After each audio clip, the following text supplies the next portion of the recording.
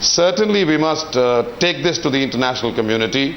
This and other actions of Pakistan. Pakistan has already But why haven't we? No, but why haven't we? No, Mr. Mukherjee, why haven't we? You see, I completely agree with you that we mix up indecision, lack of resolve and spinelessness, and we call that maturity. No. But why haven't we? Yeah, the point I was coming to is that when we talk of the international community, in diplomacy you have to be focused. What is the international community as far as Pakistan is concerned? It is the United States of America and it is China.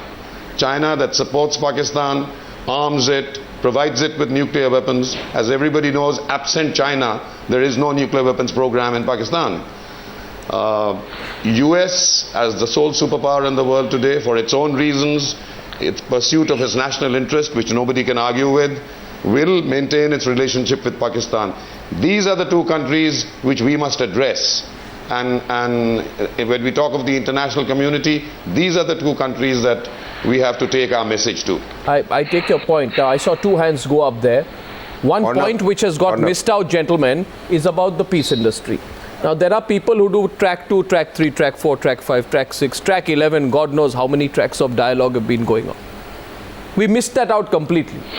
Because there are interested sections in Delhi which only want to see these track 5, track 20 initiatives carry on because it keeps them afloat. Now, that is something which we also need to look at. Yes, Seshadri Chari wanted to come in. Maruf, I'm coming in to you right after Seshadri Chari. Yes, Mr. Chari. No, I think this is not the forum to discuss what the army has to do, or this is also not the forum whether the track 1 to track 11 has failed or succeeded. We don't have to even bother about these track 2s and track 10s. These track 2 diplomacies will not exist if the government is serious enough in dealing with Pakistan.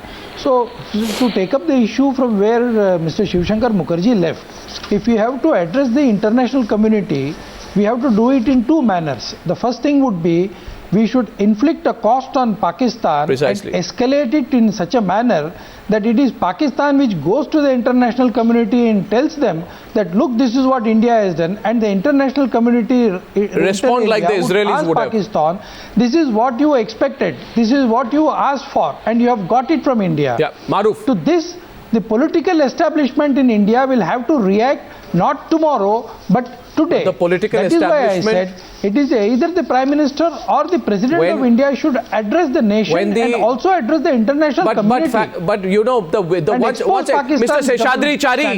Seshadri Chari, when the Israelis hit back, then the political establishment in Israel is also backing them.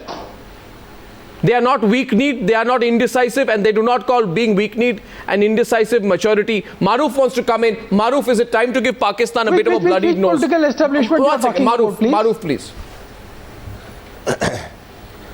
Mr. Chari's point about this whole track 2 diplomacy tamasha. Let me tell you something, that the Indian government and Delhi in particular always uses these track 2 initiatives, or they are funded by overseas agencies to test the waters, as it were, from amenable Indians and academics and intellectuals who like to be on this circuit. It's part of the sort of the prize of being a self-styled intellectual, to be on that circuit. But really nothing much comes out of it unless the other side is willing to move. Now, in the case of Pakistan, they're only willing to move on track 2 on 1 or 2 areas, which are their soft spots. Which are their soft spots? Their soft spots being the Siachen Glacier dispute, where they're a complete disadvantage. So they have got their heavyweights coming in out there, fully funded by the ISI, and trying to get the Siachen dispute sorted out in their favor. Now, let me tell you two other things. General Mehta brought out about Sumdrang Chu. Sumdrang Chu was clearly an initiative on the part of General Sundarji and the army and the corps commander in the eastern sector.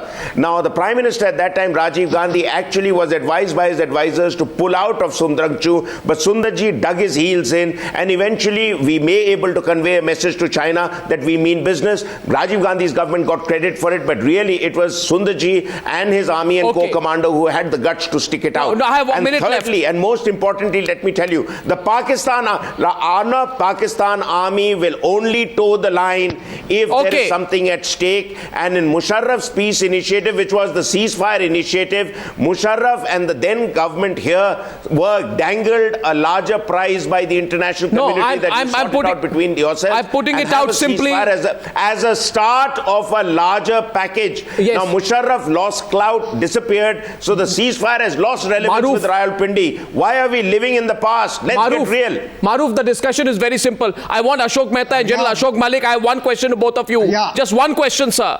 My question is this. Is it time now to increase both covert capability and immediately increase covert actions against Pakistan? To give them a serious bloodied nose and also claim anonymity for having done so they learn a lesson and never try this again. Can we be clear about that as a nation? General Mehta and General Malik. Yeah, absolutely. I want you on record on this. I would suggest that that we create these covert capabilities, augment our special forces. We've been crying out for a long time that these capabilities, conventional capabilities, will deter. Covert capabilities will hurt and punish the adversary, punish Pakistan. But unfortunately, our modernization of the special forces has been very laggard. And therefore, the emphasis must be on the special forces. Number two is on deniability. I think there is no special art required on deniability. We've done it before and we can do it again. But we must have the political will, A, to create the capability, and B, what is more important is to use it. And then the Northern Army commander can go around, tell his troops at Nanga Tekri that, look, boys, okay, relax, gentlemen, this is not the end of the affair. Gentlemen, we will hit back at a time and place of our own choosing. No doubt about it. Ask anyone across the country today if there is a time to hit back in a covert manner. It is now. This country has the resources, the ability and the will to act, and this message goes out to everyone, including all Pakistan apologists. The mood in this country is changing, and it's time to go. It's time to give the people of this country a little bit more stake in their own strategic interest. You want to say something, Colonel Kaul? Last 20 seconds on the show. You want to have the last word. Go ahead. Just one small thing. I think taking off from where Mr. Mukherjee said something about a cheek. We've run out of cheeks. Enough is enough. No more cheeks. Enough is enough. No more cheeks. To all my panelists, thank you very much for joining me on this Newshour special edition tonight. Thank you very much indeed. Ladies and gentlemen, see you tomorrow 9 p.m. with the big debate of the day. Good night and goodbye.